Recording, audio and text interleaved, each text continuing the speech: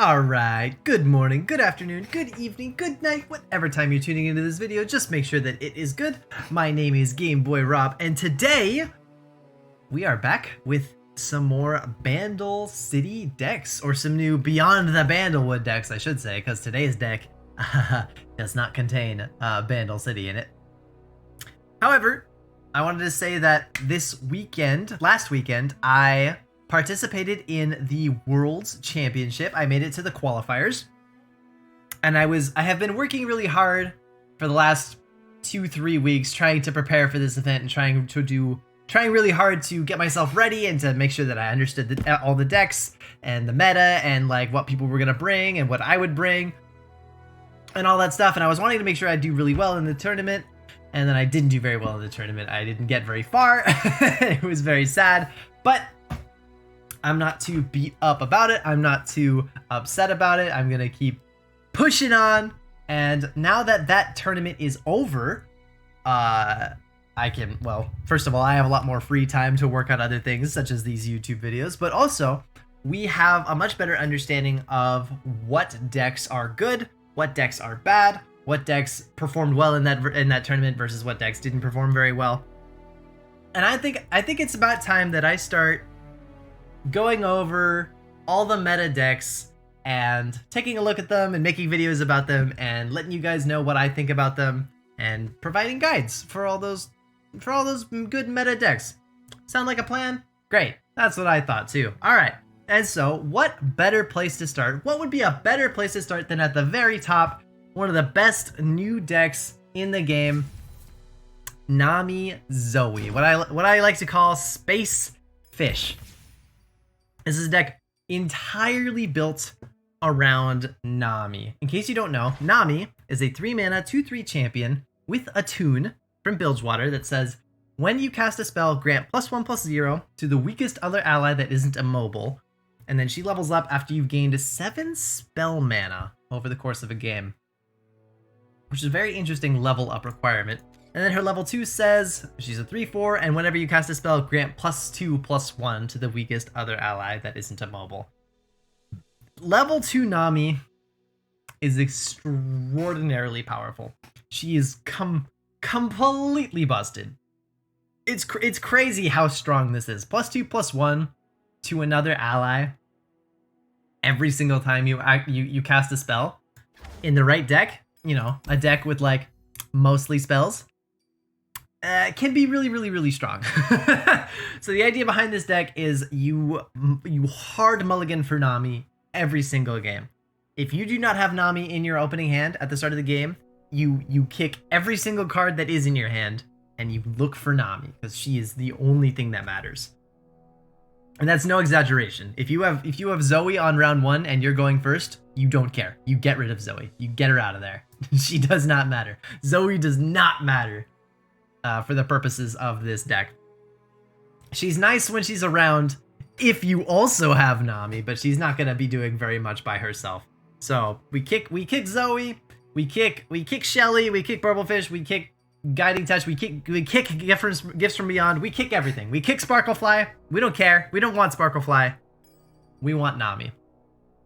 Now, when we do get Nami, we need to make sure that she's leveled up as fast as possible, which usually means round 4. You want Nami to be leveled on round 4, which is the earliest that she can level.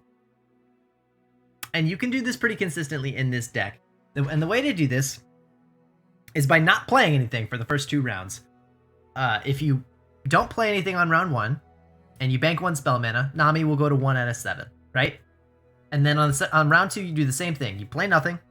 You bank the spell mana, Nami goes to 3 out of 7. On round 3, the idea is to play 3 mana worth of spells specifically. The easiest way to do that is with a double trouble, right? You play double trouble on round 3, spend all 3 spell mana, get 2 blockers, and then you don't spend your unit mana. You bank the 3 unit mana into spell mana, Nami goes to 6 out of 7, you play Nami on round 4, you get the attune, after spending 1 spell mana, right? You play like Gifts from Beyond or Spell Thief or whatever, and then you play Nami on round 4. The attune from Nami is 7 out of 7. Nami levels up. And that's sort of what we want to do every single time. We want to do that every game if we can and get a level 2 Nami on round 4. Because from that point in the game onward, you basically can't lose. If if Nami level 2 is on your board and you play properly, which to be fair is hard. This is a difficult deck to properly pilot, but if you can pilot it pretty well and you have a Nami on the board, like, you win this game every single time. We have 3 copies of Gifts from Beyond and 3 Sparklefly. So if you can get either of those, if you can get either Sparklefly or a Gifts into a Crescendum into a Sparklefly, as Sparkleflies are only 2-drop, then, you know, before long you're gonna have this massive 15-10 Sparklefly with Lifesteal and Elusive, and we've all seen massive Sparkleflies. You can't lose the game if you have a huge Sparklefly and your opponent can't answer it, right? We've got 3 copies of Fleet Admiral Shelley, who is the second most important card in this deck, arguably. Sparklefly might be the second most important, but Fleet Admiral Shelley is either the second or third most important card in this deck, because he acts as sort of a pseudo second Nami. If you cannot draw Nami, you've kicked everything and you're trying really hard and you're stalling out and you just can't draw Nami, Fleet Admiral Shelley can step in and try to fill in for Nami and fill Nami's shoes. But he's okay. He does all right. He's good if you have a wide board, but even if you do have a wide board, you know, he does the same thing. Fleet Admiral Shelley says for every 2 spells you cast, grant other allies +1/+1. And it's all other allies, whereas Nami only does 1 other ally, right? So Fleet Admiral Shelley can sort of... He still does the same thing that Nami does, which is turn your spells into buffs. Like every time you cast a spell, you're getting like a buff onto all your allies. And that's really important because that's what the deck is built around. But he doesn't usually win you the game. He usually just kind of stalls out until you find Nami. He can turn your spells into something useful, which is good, but not as useful as if Nami were here, right? So he's alright, but he's mostly just there to stall out and help us get to Nami. Which brings me to the big problem with this deck, and the reason that this deck isn't like the new Azarelia. It's close. Like this deck is really close to just being like the new uncontested best deck in the game. And the reason that it isn't that is because sometimes you don't draw Nami. And in those games, you lose. This deck has no legs to stand on if it does not have Nami. Like Fleet Admiral Shelley is the one sort of leg you can stand on if you haven't drawn Nami. And Zoe does her best as well. Like if you can't draw Nami but you have Zoe and you level up Zoe, that can maybe get you somewhere. But for the most part, that's not really good enough either. This deck sinks or swims based on whether or not you draw Nami in your hand at some point. And unlike Lee Sin decks, which do something similar, this deck does not have Eye of the Dragon. It doesn't have the Concussive Palm. It doesn't have stuff that lets it just stall out for ridiculously long amounts of time, right? It's you sort of either draw Nami by round 5 or you lose the game.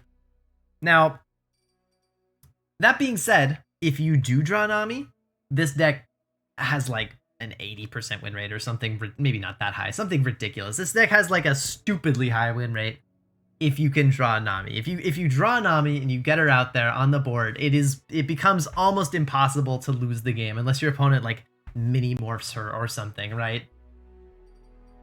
Which is a very reasonable response. I know this card technically only costs 2 mana, by the way. She's a 3 mana card with Attune, meaning that you spent a total of 2 mana to play Nami. And if your opponent responds with a 6 mana mini morph, that's still really bad for you and really good for the mini morph player. That's how good Nami is. But yeah, the rest of these cards are all sort of here just to activate Nami, right? Gifts from Beyond. Obviously, it gets Crescendum. Crescendum gets Sparklefly. Sparkleflies are only 2-drop, right?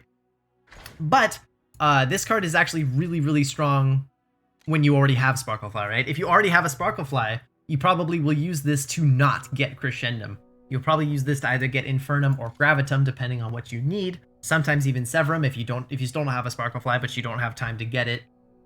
this card is actually really flexible, and several of the moon weapons are really good. So if you do think about picking up this deck, Gifts from this isn't like Lee Sin, right? We don't just pick Crescendum every single time. You do actually have to think about the different moon weapons and what you need at the time. Spell Thief is just a really strong spell that gets you more spells. So is Pale Cascade, so is Guiding Touch, right? Spells that get, so is Line 'em Up. Spells that get you more spells are really, really strong in a deck like this. Pale Cascade, Sunblessed Vigor, and Bastion are all there for one purpose, and one purpose alone. That purpose is to protect Nami from Get Excited and Mystic Shots and whatever else that might be sent her way to try to kill her, Darknesses, whatever it is. We have lots of protection for her there. Hush is a really good way to answer, you know, just sort of weird things that you're not expecting your opponent to bring. Maybe a Scion, maybe, you know, just like, this is just a good answer to generally whatever your opponent might be doing. And yeah, that's pretty much the deck list right there. I hope this intro was helpful. What does this deck lose to? What does Nami do well against? What does Nami do poorly against matchup-wise? Well, it does pretty well against almost everything. The things that this deck can struggle with are very early tempo-based decks.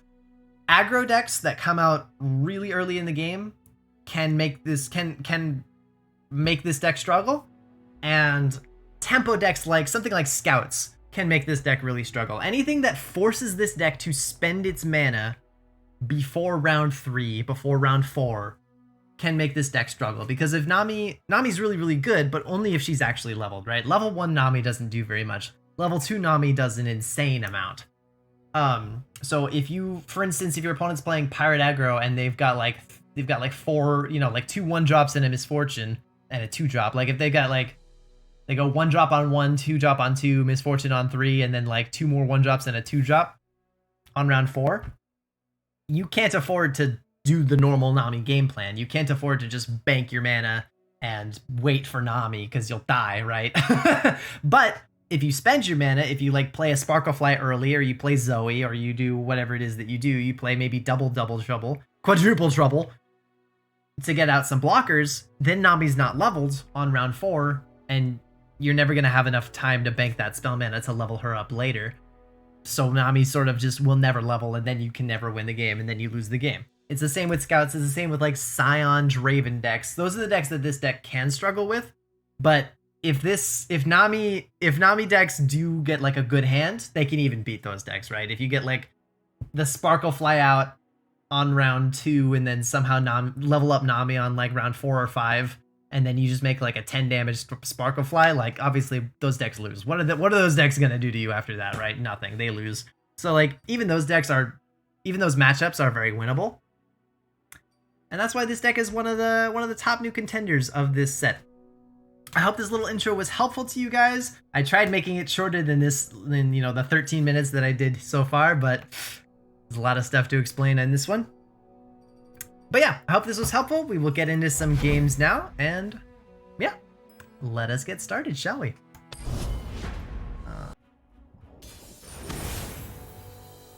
Wouldn't you know it? And wouldn't you know it? We're gonna start off this video with a mirror match. And we'll see if I can explain why exactly this deck is so difficult to pilot. So, we're going up against Nami Zoe. Even, like, sometimes you can consider keeping Double Trouble because it's the easiest way to, like, level up your Nami on curve. However, it's even more important in the mirror match to full mull if you do not have a Nami. If you do not have a Nami in your hand, you need to do everything in your power to get that Nami into your hand. Alright, opponent goes for the round 1 Zoe, which means they are not banking their spell mana. They are not preparing for their own Nami.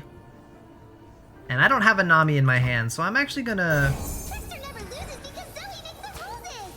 I'm gonna respond in kind. If our opponent is willing to take that mana loss, and that Nami level up progress loss, I think we can afford to do the same.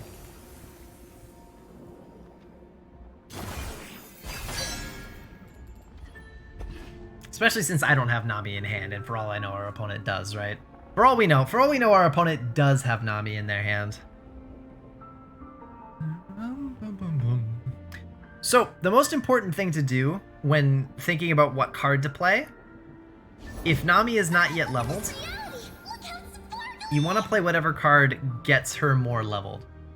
So I could play, to maximize my mana, what I might normally do in this situation is play Sparklefly, because it blocks Zoe, and then, you know, it uses 2 out of our 3 unit mana, and then we'll bank 1 mana and we'll go to exactly 3 spell mana, which sounds really good, but we'll only progress Nami by 1 if we do that, right? Because we're only going to gain 1 more spell mana. So what I'm going to do instead is I'm going to pass. I'm going to let my opponent attack me with Zoe. They can have their star chart. No one really cares. And we're going to play Guiding Touch. Spend our 2 spell mana. And now, if, you know, we hopefully draw Nami, Nami will progress by another 3. And our Nami will be 5 out of 7 when we draw her, and then we'll play her, and then she'll be 6 out of 7, and from there we'll hopefully be able to level her up pretty quickly. Our opponent's Nami is right now only 2 out of 7. If they keep this unit mana that they've got, they will go to 4 out of 7 on Nami, which leads me to believe my opponent definitely does not have Nami in their hand. I think my opponent would be playing much differently if they did have Nami in their hand, right? So now the game kind of becomes who can actually find their Nami, right? Because the first player to find a Nami kind of wins from here. Okay. Well, that's just a really good make it rain. I can't afford to pass that up.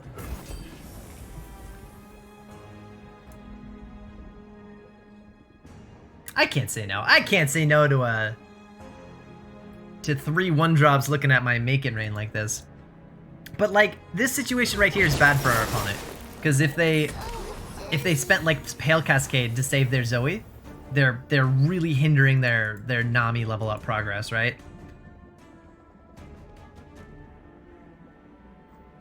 Now, I still don't have Nami in hand, and next round, if I play Fleet Admiral, she will level. So we can, at this point, afford to start spending our unit mana. Right? Spending unit mana is what you're trying to avoid doing until Nami is leveled. You want to spend spell mana, but you want to avoid spending unit mana. But at this point, since Nami is basically leveled for us, and actually leveled for our opponent... Oh, wrong art. Yep, there's Nami. I am the Tide Caller. I will drive back the darkness. Uh-oh. I won't let my home be swallowed by darkness. That ain't good.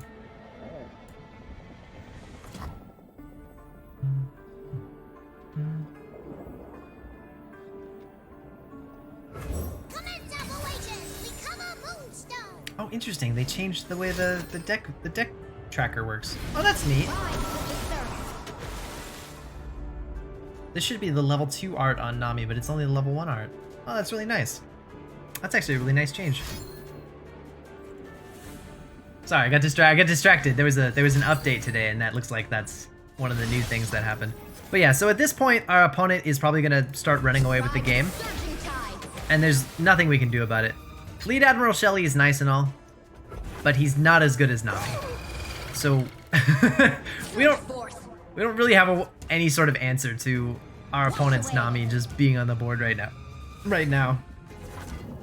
We can try, we can maybe try to like put 2 Sparkleflies on the board, and then like try using spells to keep up with our opponent that way. But at this point in the game, I've basically just lost. At this point, I have basically just lost the game because I don't have Nami, and he does.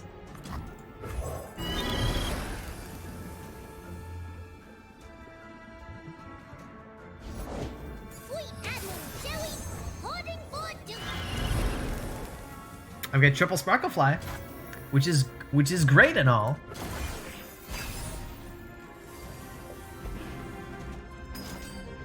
Okay, opponent has double trouble. Rise with the surf.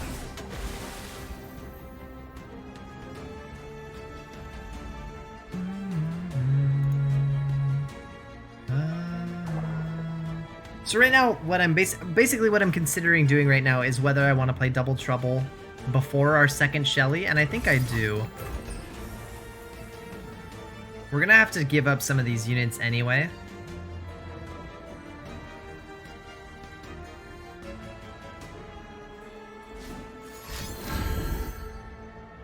Let the tide carry you. Okay, opponent hushes our Shelly in advance. Pretty rude.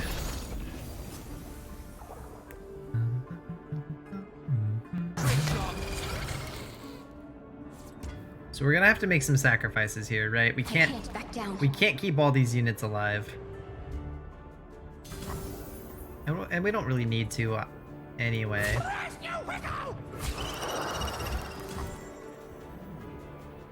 These are my streets.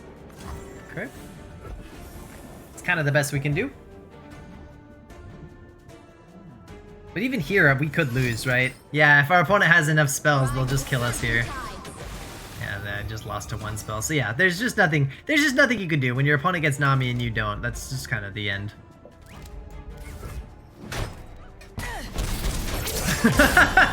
So, this mirror match is pretty miserable. Well, unless you're the one who has Nami, in which case it's very free. But this is I think that's a good example of what happens when you get Nami versus what happens when you don't get Nami, especially in the mirror match. So we're gonna do a couple more. Let's see if we can actually draw our champion, shall we? But yeah, that essentially right there is the reason that this deck isn't like hands down the best deck in the game at the moment, is because if you don't draw Nami, you just sort of keel over. You just sort of fall apart.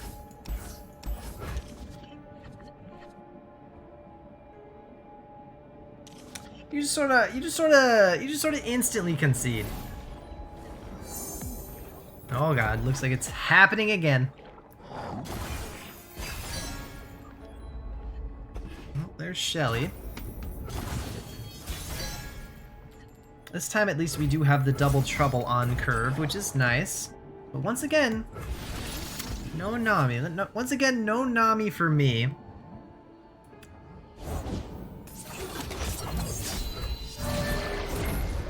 I'm obviously not going to attack into my opponent's ephemeral unit. Because I'm not a fool. Because I'm not a fool. And it looks like we're having a bit of a repeat of last game. No Nami in sight. But this time we're not in a mirror match, so we'll see what we can do. Anyway, we'll see what we can do. This might not be an auto loss the way last game was. Nami's basically leveled 6. I know she says 6 out of 7 over here. But the fact that, you know, she has a tune means that if we ever draw her, we can just level her up when we play her. So she's basically leveled anyway. I don't need to worry about spending my spell mana at this point. All I need to worry about is surviving until I can find her, or potentially winning with Shelly. Which, as I've mentioned before, is pretty desperate. Winning with Shelly is not something you should expect to be able to do, but you can pull it off from time to time.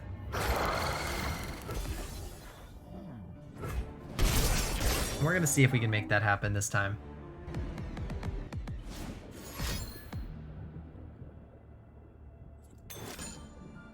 Ooh, a glimpse. Okay. Surrender to me.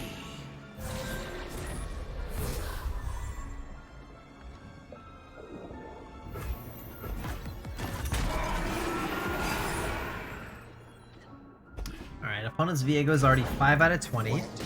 Opponent has a Thresh on their side of the board. That is the price they pay for defying their king. Which is fine. I'm sure he's gonna pull Shelly here. Hopefully that shouldn't matter. Because we do have this Sunblessed Vigor, right? So hopefully that doesn't matter too much. I'm going to start with Guiding Touch just in case I do top deck Nami. Top deck Zoe. You can slam her down. We'll start giving Zoe some buffs as well. Never loses because some Shelly buffs. We are gonna have to donate something to Viego here. Probably our inspiring mentor. I will find her. We'll see, we'll see. Let's see what Thresh pulls. I am expecting Thresh to pull Shelly here.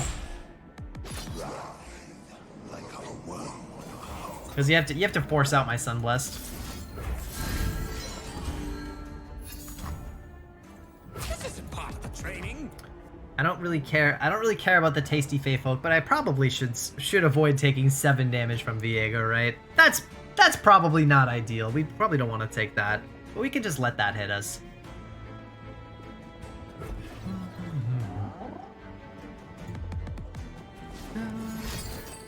Into a twin disciplines. Oh, cute. How interesting. However, you see, I can of course also have that card.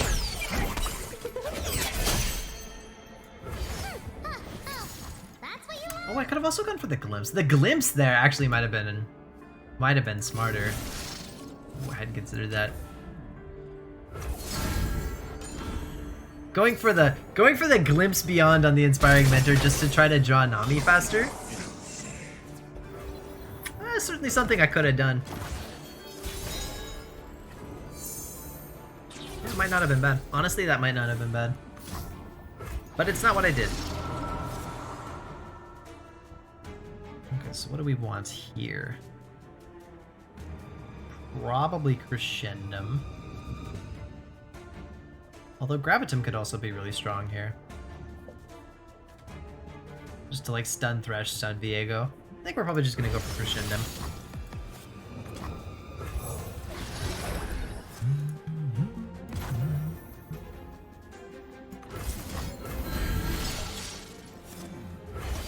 So something else about this deck is that Zoe levels extraordinarily quickly. Right? Getting Zoe leveled up is faster in this deck than any other deck I've seen Zoe in.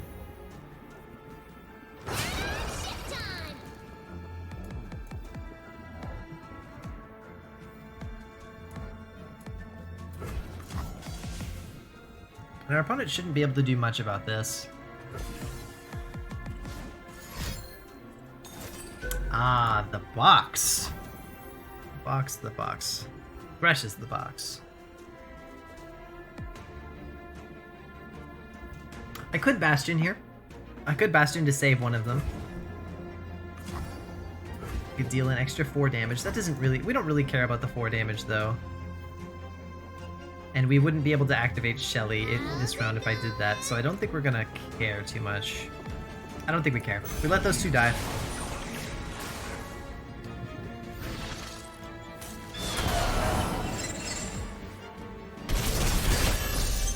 Sparklefly takes us back to full health. Zoe is basically leveled. We're basically gonna level Zoe at burst speed here. Hello. Hello. Hello. Hello.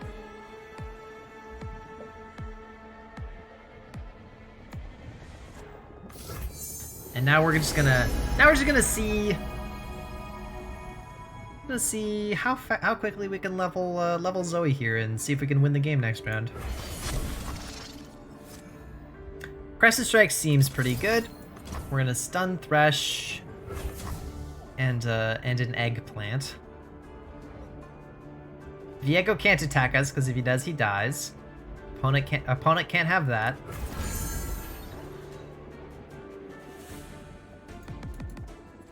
And yeah, Zoe is now leveled at burst speed. Ooh, a Nopify. I could try to find their Nopify as well with Spell Thief and then Nopify the Nopify, which is fun.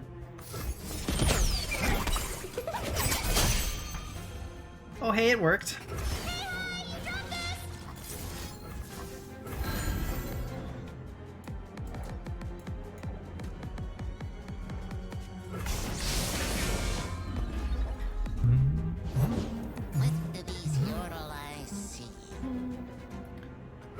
But yeah, at this point, Take the high ground. At this point, our opponent can't really deal with our elusive board, and we just kind of win through Shelly, right? This is how you can actually just win using Shelly. I know I said in my deck tech earlier that it was really hard to just win the game using Shelly. It's not that hard. It's not that hard. Shelly's still a good card. Uh-oh, am I accidentally leveling Viego here? I think I might be. Alright, so Thresh levels up. Thresh levels up. Viego's still at 13 out of 12, so he's not really anywhere near it.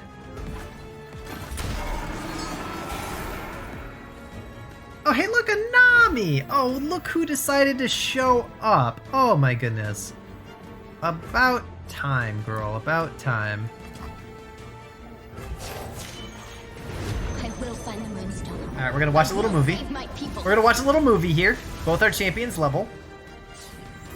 In times of crisis and affect descent, herald the reshaping of worlds.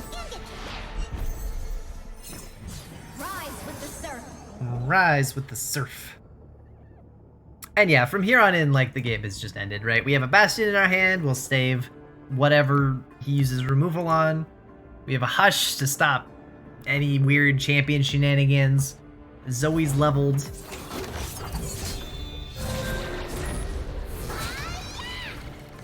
The game is over. The game has essentially ended. And Nami basically didn't even do anything either, right? This was actually a Shelly game. Good job, Shelly. Good job, Fleet Admiral Shelly.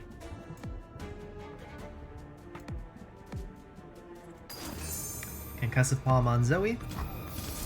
No, sir. Ride the surging tides. What else do you have?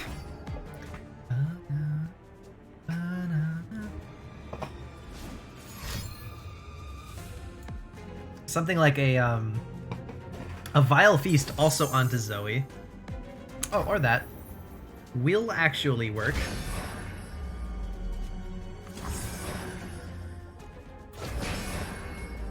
Okay, well, Zoe won't connect with the Nexus, but however,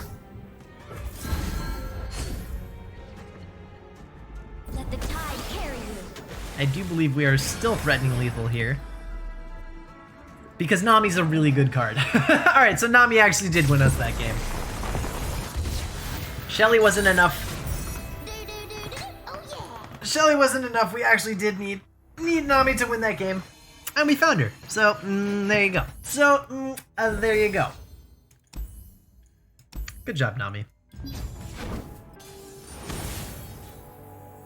Alright, Draven well, I say Draven Ezreal. It's actually Draven Caitlyn. But it's basically Draven Ezreal. Oh, what do you know? We get to start this game with a Nami in our hand. How lovely is that? Because this deck has lots and lots of removal in it, I think I'm also going to keep this Sunblessed Vigor. The other thing we're looking for here, if we can find it, is a double trouble. Right? We would like three. We would like to be able to spend exactly 3 spell mana on round 3. And it looks like we can do that if our opponent helps us out here. We already have double Sparklefly. We already have double Sparklefly in our hand. That's already too many Sparkleflies. I'm actually considering Calibrum. I'm actually considering Calibrum here just to like take out a Sump Dredger or something.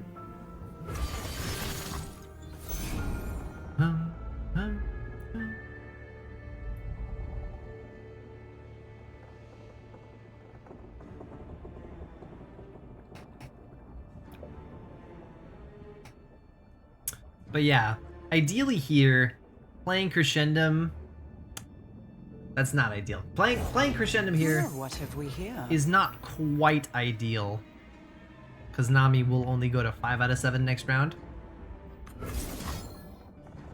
But you gotta do what you gotta do. Sometimes you gotta do what you gotta do.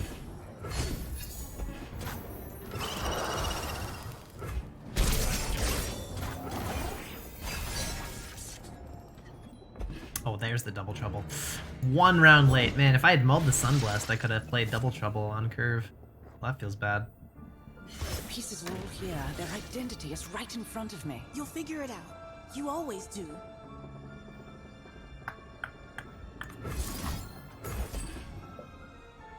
We play the double trouble here. Ooh, against a Get Excited. Get Excited, discarding. One step ahead. I think that was the fleeting. Poro Scoping the Cannon. area. I have urgent news. I have urgent news. Arc Beast is a pretty good pull, all things considered. The Vanguard. Thank goodness. So I'd love to play Nami here, right? It seems like this would be a great time to play Nami, but it's not quite. We need to bank 1 more spell mana, and then we can play Nami. Which means this is actually a very good time to play Sparklefly. Like a very good time to play this Sparklefly here. Now Nami goes to 6 out of 7. Now we can play Nami. That's a little rude. I won't let my home And be she levels swallowed up. by darkness. The Mirai will never know fear again. Round 5 leveled Nami. Not the best Nami start in the world, but honestly a pretty good one. Oh. Interessante. They actually target the Sparklefly here, not Nami. Which must mean they don't have a block? I'm pretty sure if you had a Ravenous block, you'd target Nami and then try to kill Nami with the Ravenous block. The fact that they targeted the Sparklefly, that's very interesting.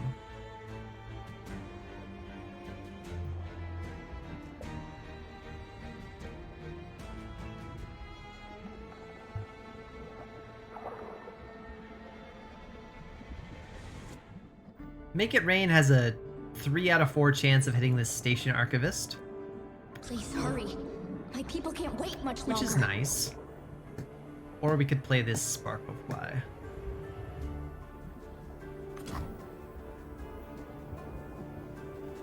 Pretty sure we just play our third and final Sparklefly here. I'm pretty sure it's actually correct to play it.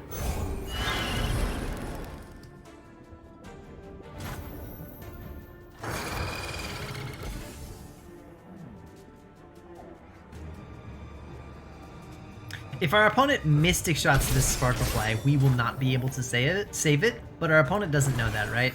We would need 2 spells in order to save that Sparklefly because it's the second weakest unit. But our opponent, you know, for all our opponent knows, we have double Spell Thief in our hand, right? Or double Tri-Beam Impropulator on the Zoe. Obviously that's not gonna work, friend. Well, obviously that's not gonna work. Although, if our opponent... Well, this could actually be a sick play by our opponent. If our opponent has like a Scorched Earth here that they can throw on top of the stack, they actually can kill Nami, which would be pretty devastating.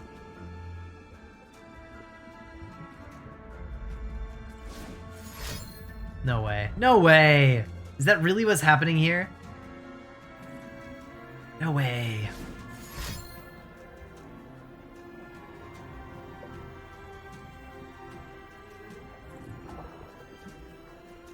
No way! What do you have? Scored? Scored, you're freaking me out. I know their fear. I felt it too. Stop hovering it and play it. They actually do. They actually do have it. Oh, that's so cool. That's such a cool play, actually. Wow.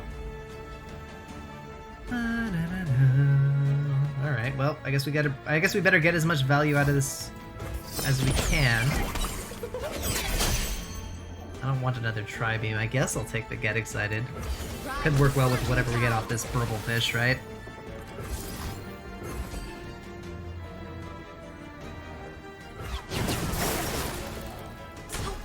Rise with the surf. Alright. Now we've got 2 pretty big Sparkleflies here. Let's investigate. But honestly, I still don't think that's going to be big enough to win the game. Heaven's aligned. well, it might be. This might be enough. This might be enough stuff to just kill our opponent. Assuming we don't get super unlucky flash bombs here, right?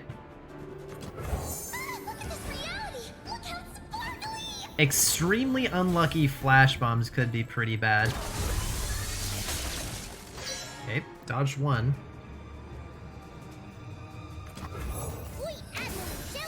Reporting for duty. Reporting for duty. Time for the main event.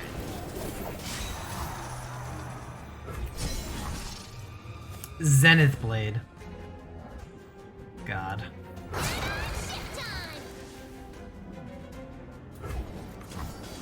And there you go.